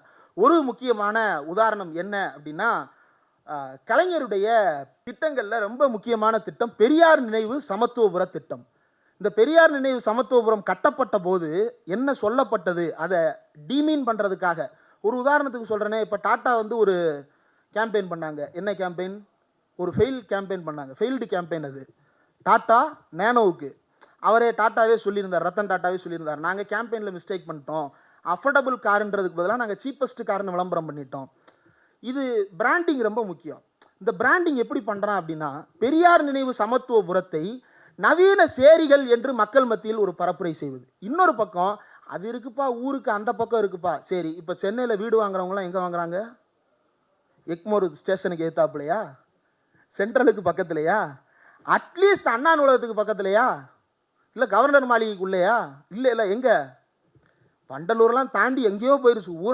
ஊரப்பாக்கத்தில் லேண்ட் இல்லை, கூடுவாஞ்சேரியில் இல்லை, போனால் செங்கல்பட்டுக்கு தான் போனால், அதுவும் ஏரிக்குள்ளே போக வேண்டியதாக இருக்குது. அவ்வளோ தூரம் போயிருச்சு லேண்ட் வாங்குறது. அப்போது பெரியார் நினைவு சமத்துவம் வந்தபோது சொல்லப்பட்ட ஒவ்வொரு விஷயமும் இன்றைக்கு உடைக்கப்பட்டிருக்கிறது. ஆனால் அந்த பெரியார் நினைவு சமத்துவபுரத்தில் எல்லா சாதியினருக்கும் அங்கே வீடு, இது பொதுவாக தெரிந்த விஷயம். ஆனால் அதில் பலரும் கவனிக்காத ஒரு விஷயம் என்ன அப்படின்னா, இப்போ எல்லாரும் ஒரே இடத்துல இருக்கலாம் அப்படின்னா ஒரு சாதிக்காரன் உள்ளே போய் வரிசையாக ஒரு லைன் விட்ட 4 பேர் ஒரே சாதிக்காரன் எடுத்துக்கலாம் இல்லையா? நம்ம சமூகம் நீங்கள் எதை கொண்டு வர்றீங்களோ அதன் வழியாகவே உங்களையே கொல்லும். எப்படி நில உச்சவரம்பு சட்டத்தை வீக் ஆக்குனாங்களோ அதே மாதிரி பண்ணி விட்டுருவாங்க. அப்போ அதை எப்படி உடைக்கிறது? முதல் வீடு யாருக்கு, ரெண்டாவது வீடு யாருக்கு, மூணாவது வீடு யாருக்கு? முதல் வீடு எஸ்டி, ரெண்டாவது வீடு ஓபிசி, மூணாவது வீடு எஸ்சி, நாலாவது வீடு எம்பிசி அப்படின்னு ஒன்னொன்னை கலைஞர் தனிப்பட்ட முறையில் எப்படி இருக்கணுன்ற ஸ்கீம் டயக்ராம் வரைக்கும் மார்க் பண்ணி செய்தார். இந்தியாவில் வேறு எங்கும் இப்படியான ஒரு திட்டம் முயற்சி செய்யப்படவே இல்லை. வீடு கட்டும் திட்டம் கூட செய்யப்பட்டு விட்டது. அந்த வீடு கட்டுவதற்குள் எப்படி சமத்துவத்தை உருவாக்குவது, அதற்குள் மாற்றுத்திறனாளிகளுக்கு எங்கு இடம் என்பது வரைக்கும் கலைஞர் யோசித்து செய்பவராக இருந்தார். அப்போ இது எதற்காக? சகோதரத்துவ உணர்வை வளர்ப்பதற்காக கலைஞர் பல்வேறு விஷயங்கள். இப்போ சகோதரத்துவம் அப்படின்னா தனி மனிதர்களுக்கு இடையில மட்டும் இல்லை. தனி மனிதர்களுக்கு இடையிலன்னு பார்த்தோம்னாலும் மத ரீதியான சகோதரத்துவத்தை பற்றி இன்றைக்கு நாம் தீவிரமாக கவலைப்பட வேண்டிய ஒரு காலகட்டத்தில் வாழ்ந்து கொண்டிருக்கிறோம். அப்போ இதை தாண்டி வேற ஒன்று இருக்குது சகோதரத்துவத்தில். ஒரு பெங்காலியும் நானும் சகோதரனாக வாழ வேண்டும், ஒரு உத்தரப்பிரதேசியும் நானும் சகோதரனாக வாழ வேண்டும், ஒரு பீகாரியும் உத்தரப்பிரதேசியும் சகோதரனாக வாழ வேண்டும்.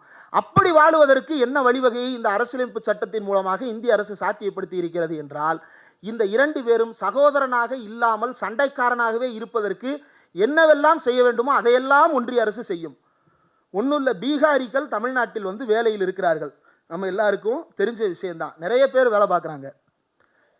முதல்லையாவது அவன் ஹிந்தியில் பேசினா நம்ம அவன்கிட்ட ஹிந்தியில் பேசுகிறதுக்கு சிரமப்பட்டு பானிபூரிக்கு நம்ம ஹிந்தி கற்றுக்கலான்னு சொல்லி பேசிகிட்டு இருந்தாங்க. இப்போ நல்லா அவனே தமிழ் பேசுகிறான். அன்றைக்கி ஒரு ஆஃபீஸ் போயிருந்தேன், எங்கள் ஆஃபீஸ் பக்கத்தில். கீழே ஒரு நேபாளி அவர் நைட்டு 2 மணிக்கு நான் கதவை திறந்து வெளியே போகிறேன், பையா எப்போ திருப்பி வருவீங்க அப்படின்னாரு. இதெல்லாம் வழக்கமான வார்த்தை. எப்போ வருவேன் அப்படின்னாரு. ஒரு 15 மினிட்ஸ் அப்படின்னேன். சரி, நான் 15 மினிட்ஸ்ன்றேன். அவர் திரும்ப வரும்போது தாப்பால் போட்டுருன்றாரு. தாப்பால் போட்டுரா? தாப்பால்ன்ற வார்த்தையவே நான் கேட்டு ரொம்ப நாள். டோரை லாக் பண்ணுன்னு தாண்டா சொல்கிறோம் நாங்கள், தாப்பால் போட்டுரு அப்படின்னு அவன் சொல்கிறான். இப்போ இங்கே அந்த உணர்வு இருக்குது. ஆனால் பீகாரிக்கும் தமிழனுக்கும் இடையே ஒரு வன்மத்தை வளர்ப்பதற்காக அங்கிருந்து வந்தவர்கள் இங்கு கொல்லப்படுகிறார்கள் என்று போலியான பிரச்சாரத்தை தொடர்ந்து ஒன்றிய அரசு செய்து கொண்டே வந்திருக்கிறது. சகோதரத்துவத்தை உறுதிப்படுத்துவதற்கு இப்போ நம்ம என்னென்ன பார்த்தோம்? Justice, liberty, fraternity. இந்த 3ஐயும் அடைந்தால்தான் சமத்துவத்தை அடைய முடியும் இல்லையா? இந்த சமத்துவத்தை அடைவதற்கு இந்த 3ஐயும் பண்ணா மட்டும்தான் சமத்துவத்தை அடைய முடியும். இந்த 3ஐயும் செஞ்சுட்டே இருக்கும் பொழுது எது தடையாக இருக்குது அப்படின்னா, அரசியலமைப்பு சட்டமே தடையாக இருக்கிறது. எங்கே தடையாக இருக்கிறது?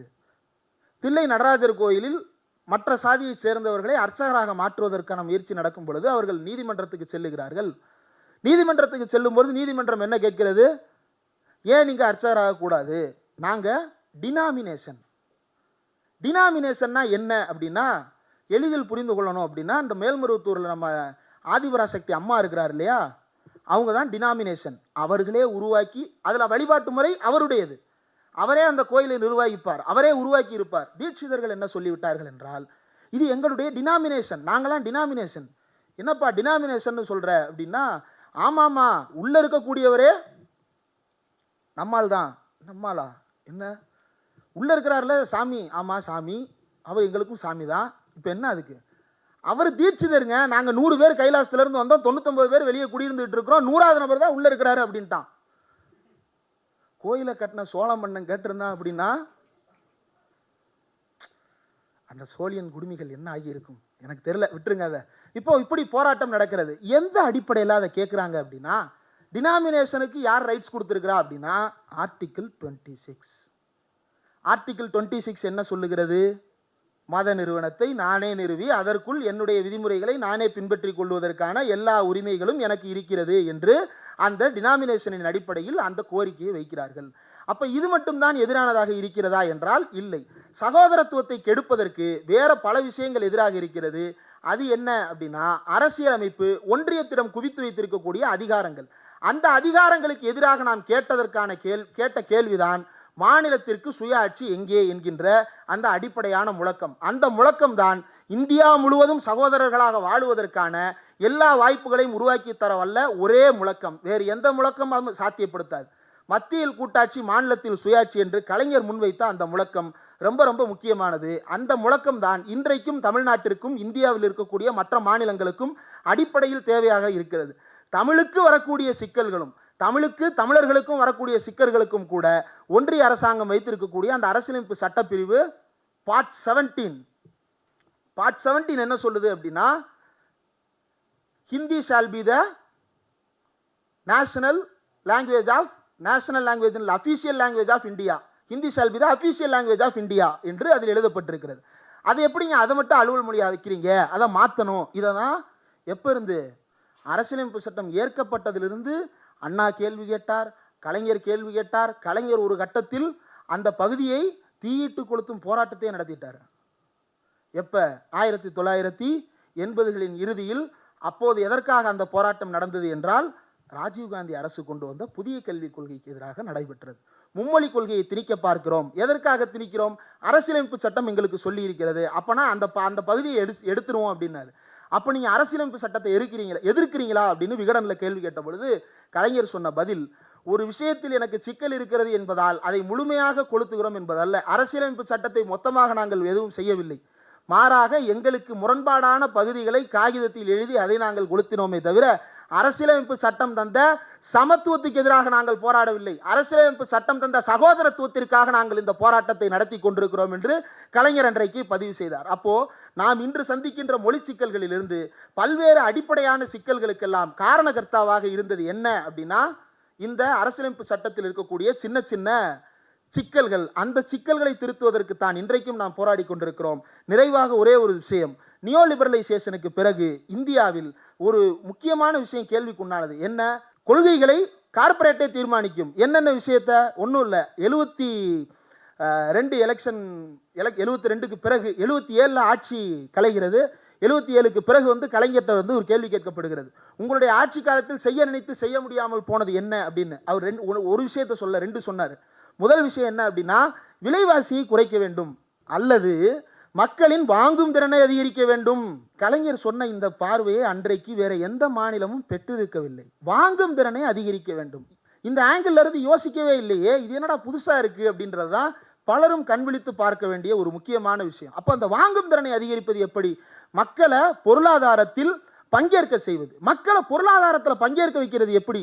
வேலை வாய்ப்புகளின் மூலமாக. அரசு வேலை வாய்ப்பு இந்தியாவிலேயே 4% தானே, அதுக்குள்ளே எப்படி அவ்வளோ பேரையும் பார்ட்டிசிபேட் பண்ண வைக்கிறது?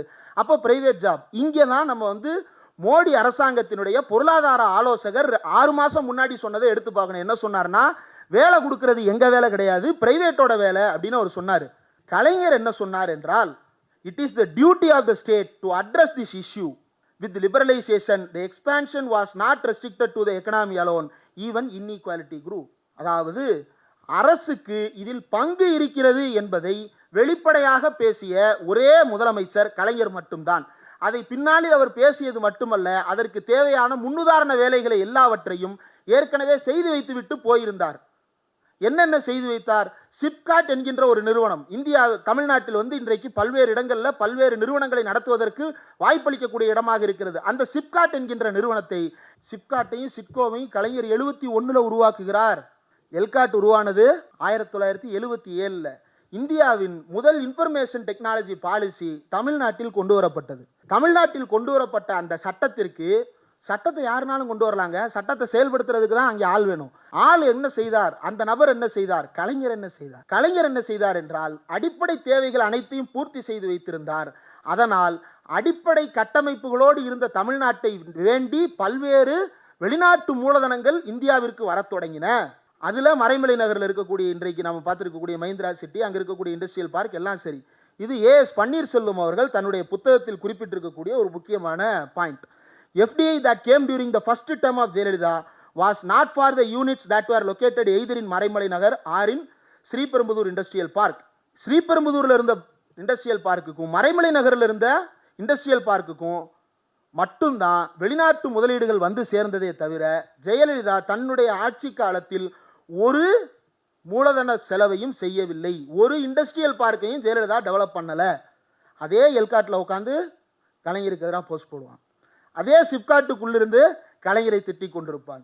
அதே இண்டஸ்ட்ரியல் எஸ்டேட்டுக்குள்ளிருந்து என்ன ஆட்சி நடக்குது, ஊருக்குள்ளே வேலை வாய்ப்பே இல்லை என்று எழுதி கொண்டிருப்பான்.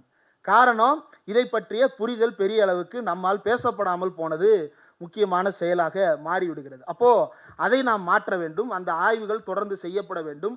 தோஹாவில் 2001 நடந்த இண்டஸ்ட்ரியல் மினிஸ்டர்ஸ் மீட்டிங் நடந்தது. தோஹாவில் world trade ஆர்கனைசேஷனுடைய meeting.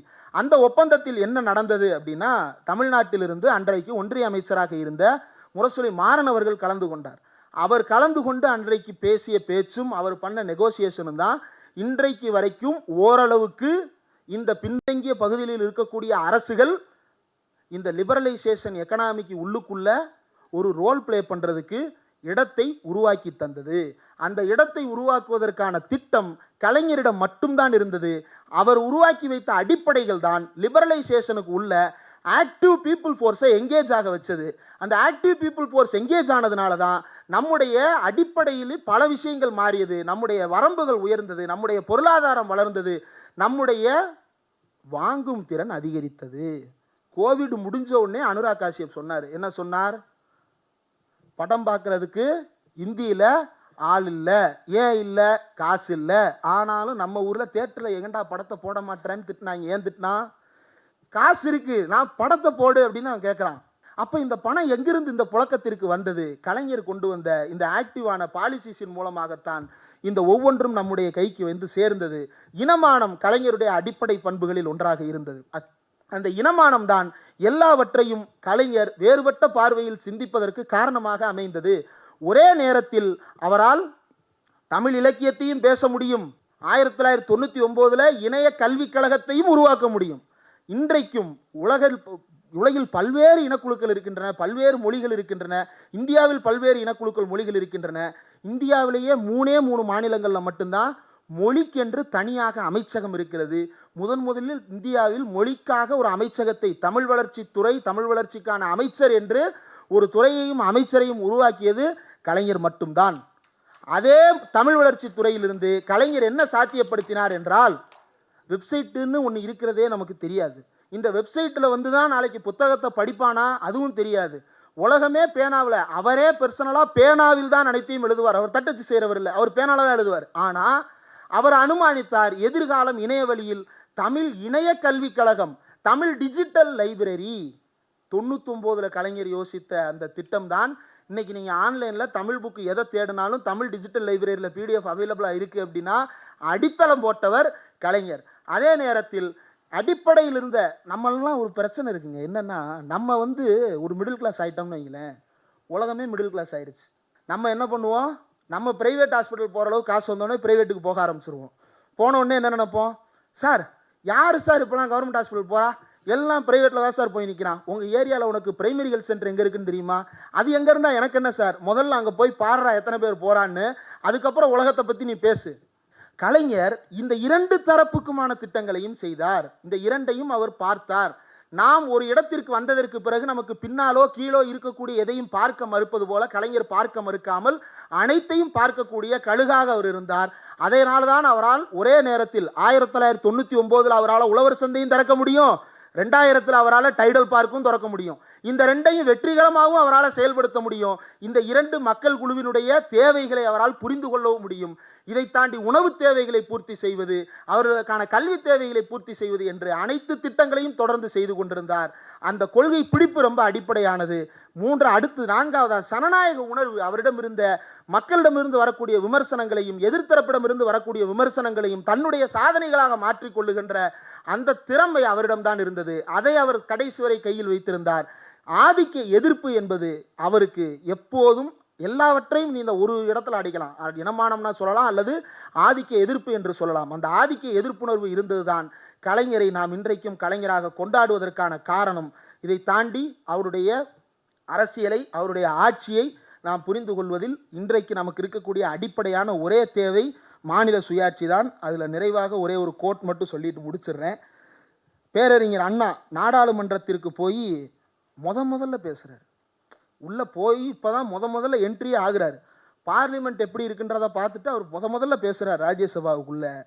The term national integration shows the poverty of ideas which had been holding us up all the time. அன்றைக்கு இருந்த அவருடைய பார்வை.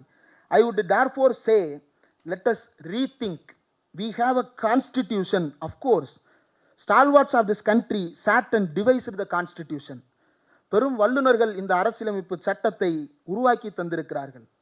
But the time has come for a rethinking, for a reappraisal, for a re-evaluation and a reinterpretation of the word nation. Nation எது நேஷனாக இருக்க முடியும்? இங்கே இருக்கும் எல்லோரும் என்னுடைய சகோதரர்களாக இருக்கும் பொழுதுதான் இது தேசமாக இருக்க முடியும். நாம் house Lannisters and house storks கிடையாது. கேம் ஆஃப் த்ரோன்ஸில் வர்ற மாதிரி ஒருத்தர் அடிச்சுக்கிட்டு வெட்டிக்கிட்டு சாகிறதுக்கு அது ஒரு நாடு கிடையாது. கேம் ஆஃப் த்ரோன்ஸ் பார்த்துருக்கீங்களே, அதில் நார்த் ரிமெம்பர்ஸ், நம்ம இதில் சவுத் ரிமெம்பர்ஸ். ஏன் அதில் நார்த் ரிமெம்பர்ஸ்? நார்த்துக்கு என்ன பிரச்சனை? நார்த்து அடிமையாக இருக்க விரும்பலை. ஏன் அடிமையாக இருக்க விரும்பலை? நீ என்னோட சகோதரன் இல்லைன்னு அவன் சொன்னான். ஆனால் நாம் சகோதரர்களாக இருக்கணும்னு நினைக்கிறோம். ஆனால் அந்த சகோதரத்துவருக்கு தேவையான சமத்துவத்தை அடைவதற்கான ஜஸ்டிஸ் அண்ட் லிபர்ட்டி, சமூக அரசியல் மற்றும் பொருளாதார நீதியை கொடுப்பதற்கும் தனிமனித சுதந்திரத்தை உறுதிப்படுத்துவதற்குமான எந்த வேலைகளையும் செய்ய நாம் தயாராக இல்லாவிட்டால் இந்த தேசம் என்கின்ற வார்த்தை கேள்வியாகிவிடும். அப்படி ஆகக்கூடாது என்பதுதான் கலைஞர் கடைசி வரைக்கும் சொன்னது. திராவிட இயக்க நூற்றாண்டு விழா என்று ஒரு கூட்டத்தை நடத்துகிறார். அதிலும் கலைஞர் அதைத்தான் சொல்லுகிறார். கடைசியில் அவர் சொன்ன அந்த வரிகள் ரொம்ப முக்கியமானது. வாவ்டா அப்படின்ற அந்த வீடியோனுடைய லாஸ்ட் மொமெண்டாக அது வரும். நிறைவாக உங்களிடம் நான் கேட்க விரும்பும் ஒரே கேள்வி, அண்ணா விட்ட இடத்தில் தான் கலைஞரும் நம்மை விட்டு சென்று இருக்கிறார். ஆனால் பல்வேறு விஷயங்களை வென்று தந்து சென்று இருக்கிறார். அந்த வென்று தந்த விஷயங்களை எடப்பாடி பழனிசாமி போன்றவர்கள் மென்று தின்று நம்மை சக்கையாக மாற்ற பார்த்தார்கள். இனி எதிர்காலத்திலும் அதே சக்கையாக நம்மை மாற்றுவதற்கு அவர்கள் முயற்சி செய்கிறார்கள். பாஜக என்கின்ற மனிதனை அரைக்கின்ற அந்த இயந்திரத்தோடு எடப்பாடி பழனிசாமி என்கின்ற அந்த மனித இயந்திரத்தை இயக்கி கொண்டிருக்கிறவர் நம்ம முன்னாடி வந்து நிற்கிறாரு. அவரிடம் நாம் கேட்க வேண்டிய கேள்வி, இது எதுவாவது உங்களுக்கு தெரியுமா சார்? யார் அந்த சாருன்னு நீங்கள் கேட்கறதெல்லாம் இருக்கட்டும் சார், இது எதுவாவது உங்களுக்கு தெரியுமா சார்? திராவிடம்னா என்னன்னு உங்களுக்கு புரியுமா சார் என்கின்ற அந்த கேள்வியை நாம் அவரிடம் கேட்க வேண்டும். உங்களிடம் கேட்க விரும்புவது, அண்ணா சொன்னது, the moment we are denied a steel plant. Salem உருக்காலையை கேட்டு போராட்டம் ஒன்றிய அரசு கொடுக்கவில்லை, கலைஞர் வந்துதான் அதை பெற்று தந்தார். அண்ணா சொல்லுகிறார், சேலத்தில் உருக்காலை எங்களுக்கு இல்லை என்று நீங்கள் சொன்னால், புதிய ரயில்வே தண்டவாளங்களை எங்களுக்கு அமைத்து தரமாட்டோம் என்று நீங்கள் சொன்னால், புதிய எண்ணெய் வடிகால்களை எங்களுக்கு உருவாக்கி தரமாட்டேன் என்று நீங்கள் சொன்னால், இதுதான் டெல்லியினுடைய வேலை. எப்போதும் டெல்லி இப்படித்தான் நமக்கான உரிமைகளை மறுத்து கொண்டே இருக்கும். வாருங்கள் தோழர்களே, அந்த டெல்லிக்கு எதிராக நாம் அணிதிரள்வோம் என்று எந்நாட்டு மக்கள் தமிழ்நாட்டின் தென்கோடியிலிருந்து குரல் எழுப்புவார்கள். அந்த குரலை நான் எழுப்பிக் கொண்டு இந்த நாடாளுமன்றத்திற்கு வந்திருக்கிறேன். உன்னால் அதை பொறுக்க முடியாது என்பதை அண்ணா அன்றைக்கு எச்சரித்து சென்றார்.